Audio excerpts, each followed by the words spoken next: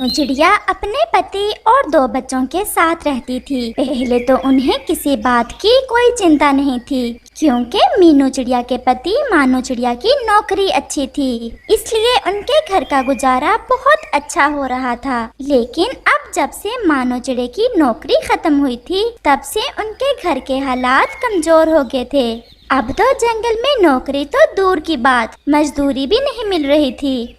ऐसे ही एक रात मीनू चिड़िया और उसका पति बैठे हुए थे। अब तो घर से राशन बिल्कुल खत्म हो गया है, बच्चों के लिए भी अब कल का ही थोड़ा भोजन बचा है। अब हम क्या करेंगे?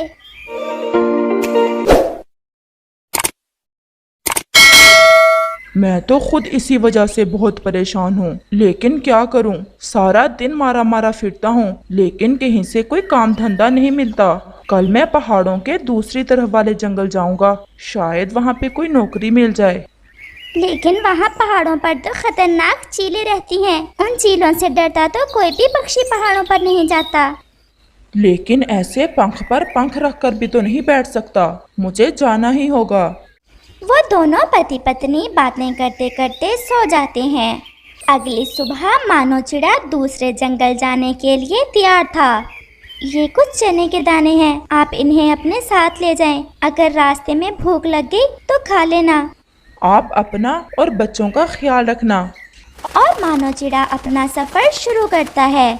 वो नदी के ऊपर से गुजरता है, लेकिन वो पानी पीने के लिए भी नहीं रुकता, क्योंकि उसे तो केवल अपनी नौकरी की चिंता थी। उड़ते उड़ते वो पहाड़ों के पास पहुंच जाता है। अब वो चिड़ा बहुत ज्यादा थक चुका था, इसलिए वो वहाँ एक बड़े पत्थर के पास उतर जाता है। मानू चिड़ा वहाँ थोड़ा आराम करता है। मुझे भूख महसूस हो रही है, मैं ये चने के दाने खा लेता हूँ। मानू चिड़ा जैसे ही चने के दाने खाने लगता है, वहाँ एक काले रंग की चिड़िया आ जाती है। मैं बहुत भूखी हूँ, क्या आप मुझे कुछ खाने को दे सकते हैं? ये मेरे पास कुछ चने के दाने हैं, ये आप ले लो। मानू चिड़ा खुद वो चने नहीं खाता, बल्कि उस चिड़िया को दे देता है। वो चिड़िया जैसे ही वो चने के दाने खाती है, वो एक सुंदर सी परी में बदल जाती है। आप कौन है? आप मुझसे डरे ना, मैं परी देश में रहती थी। एक दफा मैं इन पहाड़ों पर आई तो यहाँ एक जादूगरनी बैठी थी।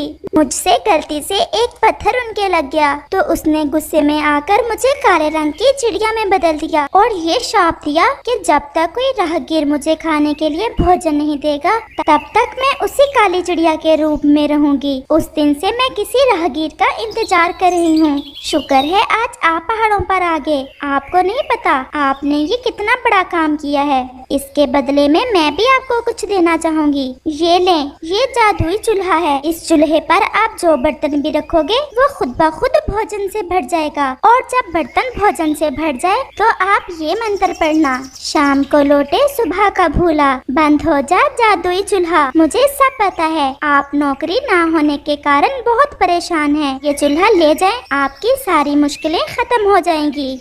ऐसा कहकर वो परी गायब हो जाती है। मानू चिड़ा परी की बात सुनकर बहुत हैरान हो रहा था। फिर वो चूल्हा लेकर वापस अपने घर चला जाता है।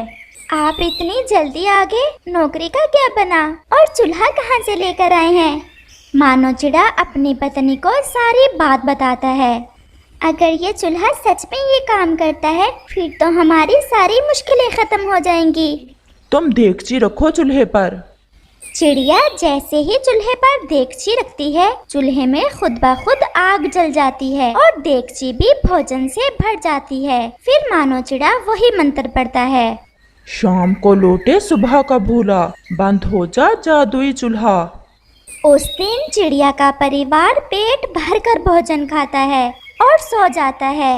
अगली सुबह चिड़िया अपने पति से कहती है, सुने जी, मेरे दिमाग में एक विचार आया है। क्यों ना हम इस जंगल में एक ढाबा खोल लें और हम उस ढाबे में गरीब पक्षियों को मुफ्त खाना दिया करें और अमीर पक्षियों को भी कम दाम पर भोजन दिया करेंगे। मीनू, ये तो बहुत अच्छा विचार आया है आपके दिमाग में। हम ऐसा ही करते हैं। ऐसा करने से हमारी वजह से दूसरे पक्षियों का भी भला हो जाएगा। मैं आज ही ढाबा बनवाने का काम शुरू करवाता हूँ। और फिर मानो चिड़ा ढाबा बना लेता है जहाँ पर वो अपने जादुई चूल्हे की मदद से खाना बनाकर पक्षियों को खिलाता। गरीब पक्षियों से वो कोई दाम ना लेते और दूसरे पक्षियों से भी बस थोड़े ही दाम लेते। ऐसे उनका ढाबा बहुत चलने लगा और चिड़ियों का वो परिवार बहुत खुशहाल हो गया। उसी जंगल में कालू कौवा भी रहता था। वो बहुत लालची कौवा था। चिड़िया के परिवार को खुशहाल देख वो बहुत जल रहा था।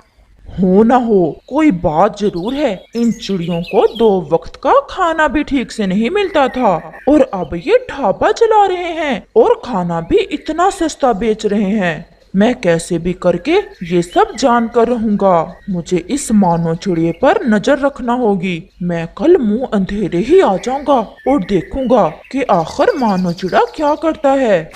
ऐसा सोचकर कालू कौवा अपने घर चला जाता है।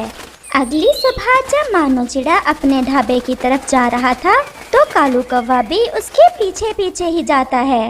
अरे कालू, आप इतनी सुबह सुबह ही? हाँ यार, मैं दूसरे जंगल जा रहा था। तुम्हारी भाभी तो अभी तक उठी नहीं थी। मुझे नाश्ता बना कर देती। मैंने सोचा चलो तुम्हारे ढाबे से ही नाश्ता कर लूंगा। अच्छा तुम बैठो, मैं तुम्हारे लिए नाश्ता बना कर लाता हूँ। और मानो चिड़ा ढाबे की रसोई में चला जाता है। कालू कौवे की नजर तो मानो चिड़े पर ही थी। वो भी रसोई की खिड़की में छुपकर देखने लग जाता है। मानो चिड़ा जादुई चूल्हे पर देगची रखता है तो उसमें खुद ब खुद आग जलना शुरू हो जाती है और देगची खाने से भर जाती है। कालू कौवा खिड़की से ये सब देख बहुत हैरान हो रहा था।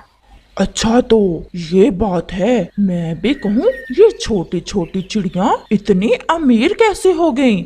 ये तो सारा इस चूल्हे का कमाल है। लेकिन ये चूल्हा इन चिड़ियों के पास नहीं बल्कि मेरे पास होना चाहिए। फिर कालू कौवा नाश्ता करके थोड़ा दूर एक पेड़ पर छुपकर बैठ जाता है और मानो चिड़े का इधर उधर जाने का इंतजार करने लगता है। जैसे ही मानो चिड़ा किसी काम के लिए कहीं जाता है, कालू कौवा जाता है और चूल्हा उठाकर भाग जाता है। मानो चिड़ा जैसे ही रसोई में वापस आता है, अपना जादुई चूल्हा ना देखकर बहुत परेशान हो जाता है। मीनू चिड़िया भी ढाबे पर आ चुकी थी। मानो चिड़ा अपनी पत्नी को बताता है, मीनू, हमारा जादुई चूल्हा कोई चोरी करके ले गया है। मीनू चिड़िया भी बहुत परेशान थी लेकिन अपने पति को वो हौसला देती है। आप परेशान ना हो, हमें अब उस जादुई चूल्हे की जरूरत भी नहीं है। हमारा खुद का ढाबा है। हम उस जादुई चूल्हे के बिना भी खाना बना सकते हैं और अपना कारोबार जारी रख सकते हैं। हाँ मीनू, आपने ठीक कहा। अब मैं अपनी मेहनत से इस ढाबे को चलाऊंगा और पहले से ज्यादा अच्छा चलाऊंगा इस ढाबे को। दूसरी तरफ कालू कौवा वो चूल्हा अपने घर ले जा चुका था। चमकीलो, ये देखो, आज मैं तुम्हारे लिए कितना बड़ा सरप्राइज लेकर आया हूँ। फिर कौवा अपनी पत्नी को उस जादुई चूल्हे की शक्ति के बारे में बताता है। कालू जी, अब जल्दी से इस चूल्हे से भोजन लेकर खाते हैं। हाँ हाँ चमकीलो, तुम बस देगची रखो इस चूल्हे पर। और फिर चमकीलो कौवी चूल्हे पर देगची रख देती है। देगची में भोजन आना शुरू हो जाता है। देखते ही देखते पूरी देगची चावलों से भर गई थी लेकिन वो रुकने का नाम ही नहीं ले रही थी क्योंकि कालू कौवे को तो वो मंत्र ही नहीं आता था जिससे चूल्हे ने बंद होना था। कालू जी, ये चावल तो रुक ही नहीं रहे, इन्हें रोको, नहीं तो हम इनके अंदर ही दबकर मर जाएंगे। और फिर कालू कौवे का सारा घर ही गरम गरम चावलों से भर जाता है और वो दोनों लालची पति पत्नी उन गरम चावलों के अंदर दबकर ही मर जाते हैं और कौवे को उसकी लालच की सजा मिल जाती है।